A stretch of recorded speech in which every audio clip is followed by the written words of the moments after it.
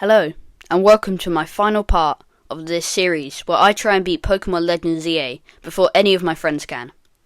Basically, it's all they've been talking about recently, so I need that to change, because I need to win, and no longer feel excluded from their conversations about Pokémon. I know I said there'd be 5 parts of this series, but I was actually wrong about that. There was less of the game left than I thought, but I do have a fun idea to do a 5th episode on. So, without further ado, let's get into this series finale. I woke up on day 5, the final day of this challenge. So, that's my character. If you haven't seen the other parts, I recommend you watch them, but yeah, that's me, and I just got to rank B.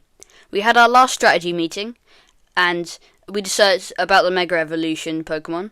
So, I took down the first one, a Mega Tyranitar, I think. I just named him Dinosaur Trevor if I got him, I'll be honest. Then I had to fight this Kingpin guy again, because apparently he wanted to check out the Mega Evolutions, but obviously that's our job. Come on, man.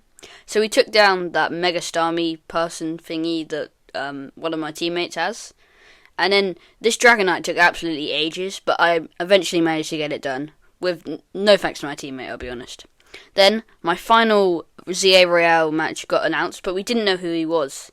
So I had to beat Detective Emma to give me more information in a battle. So, she told me to go to this lab person, but basically, she used to be part of this group called Team Flare, and my opponent, Grisham, I think his name is also part of this group called Team Flare. So, she told me to go down to this Nevea Cafe point, which is that like coffee truck that we've been to a lot. And there he was. I found him. One of the top ranked trainers in the Z&A Royale. So, there he is, working at this coffee place, as you can see.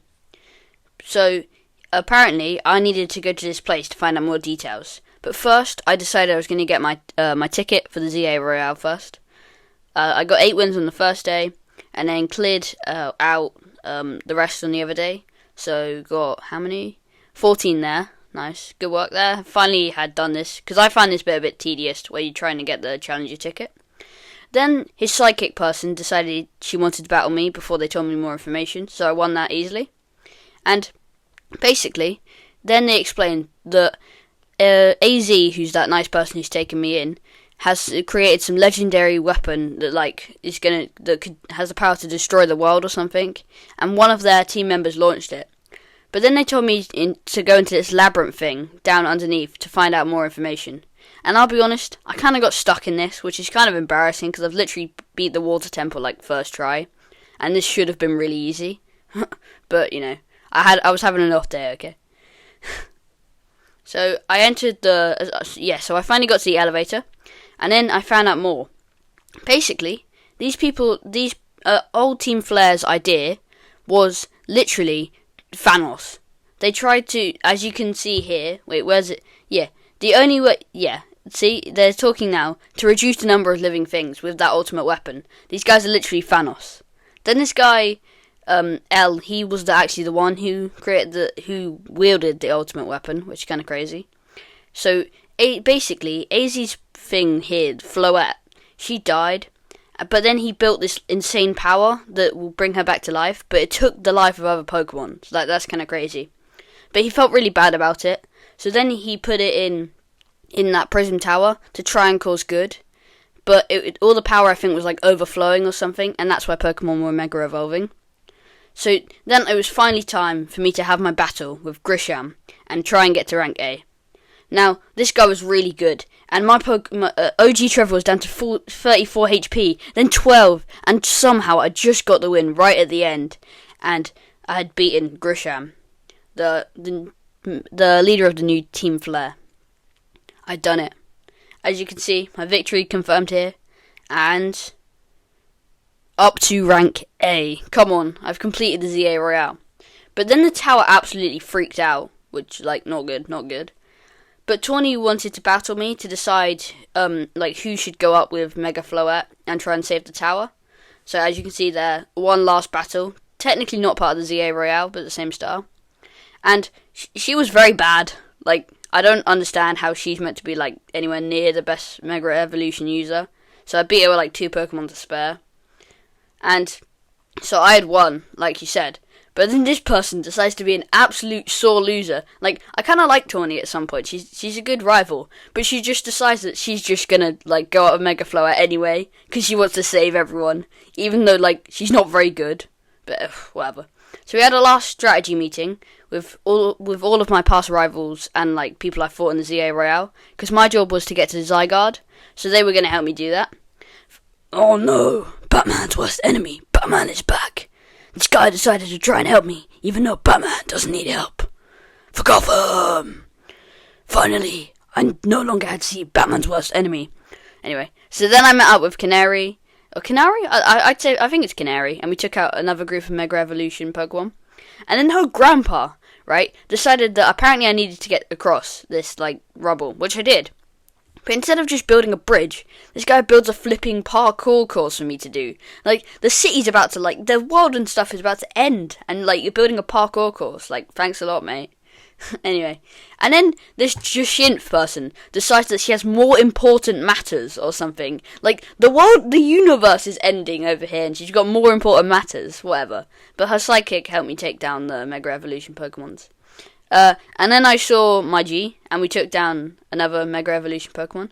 And then I needed to get up this building, and him and his whole crew built a human ladder, for me to climb up. Which, like, that's some serious dedication. That's crazy, I'll be honest. Look at this. And then I was trapped. 3 Mega Evolution Pokemon. And then these guys showed up. They decided to become good people. They weren't the old Team Flare. They were trying to be nice, and together we took down the 3 Mega Evolution Pokemon and became friends. Yay! Then I finally met up with Zygarde, and he told me to follow him, so I did, obviously, because I seem to be following this guy a lot. And he got all of these special jellies, all 100 special jellies, and became his ultimate form, the 100% form. And this guy was a beast now. Look at him.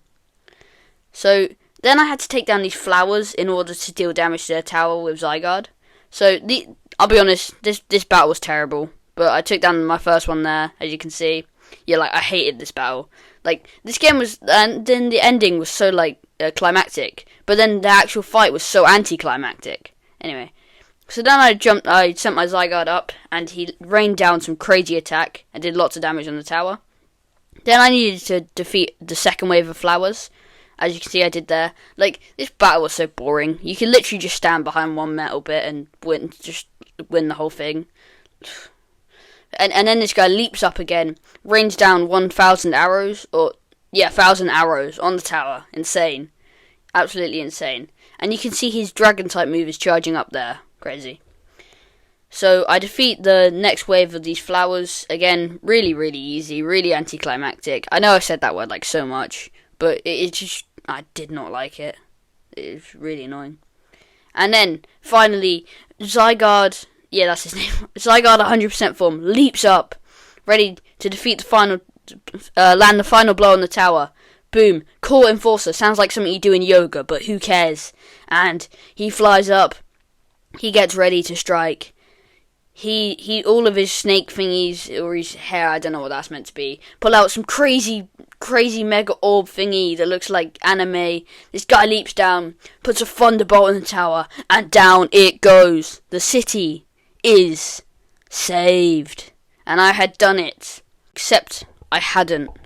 This tower was about to rain down a beam of light on the whole of Luminos and destroy the city. But I could not let that happen. Even Zygarde couldn't stop it. But this pebble he gave me earlier decided it was going to absolutely lock in, because when I gripped it tightly, it turned into a Zygadite Mega Stone, and Zygarde Mega Evolution would be OP. So here we go. My guy got ready. Absolutely, Boss Trevor, absolute scenes. And this guy, Zygarde, gets Mega Evolved. As you can see, he's leveling up here. Boom. Building up all of the special power. And his Mega Evolution form literally has a bomb on top of it. Like, fair. And the beam fires. But we can stop it with one final Dragon-type move. Here. Go, Zygarde, go! And he does it. Looks intently here. Boom. Gets his missile ready. Launches it. It opens, creates one final crazy beam, because apparently there's not been enough of those so far. I think there has. Boom! It launches, and the beam's coming down. The beam's coming down slowly. Boom! Mega Zygarde is too strong. He's built different. And it creates a beautiful fireworks storm, as fireworks rain all across Luminos. The screen went blue, and the credits started. I'd won this challenge. I'd done it, and this game was so fun. I had a blast in the process. The two people earlier I mentioned, Trevor 1 and Trevor 2, who were ranked D and E at the time, I think I showed them in part 2. So Trevor 2 didn't do so well. He was ranked B, and he texted me that a couple of hours after I finished. But a couple of hours after I finished it as well, Trevor 1 texted me he'd beat it. That was it. I had won this challenge, and I was so proud. Thank you so much for watching this series, everyone. Although, that would be excluding someone I forgot to mention so far. His name is Trevor 3. Oh my god! Okay, it's happening! No! Wait! Now, Trevor 3 was another one of my friends who had also been playing Pokémon Legends Z&A and talking about it a lot. But I'll give you the full rundown of events. So I beat the game, and I go around, and I think I take a walk for about an hour. And when I come back, I check my phone, and I see a message saying he's beat the game. So I'm thinking to myself, let's go. I've beat it like 1 hour before he has.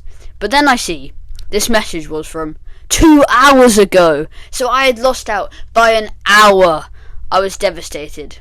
Now, after about an hour of thinking about how to end this video, I've tried many different things. I've tried to make excuses, and in my defense, I'll be honest, the challenge was very hard. I was meant to beat a Pokemon game, even though I've never played one before for a long period of time.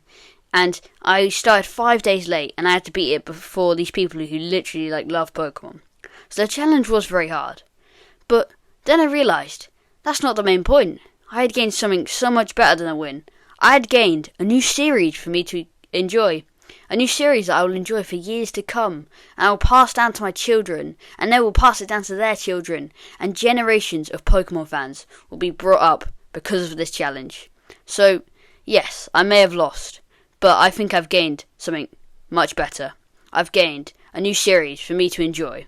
So, while I don't think I'll ever be as much of a Pokemon fan as my Pokemon nerd friends, I'm very happy I did the challenge and played through the game. Thank you for watching.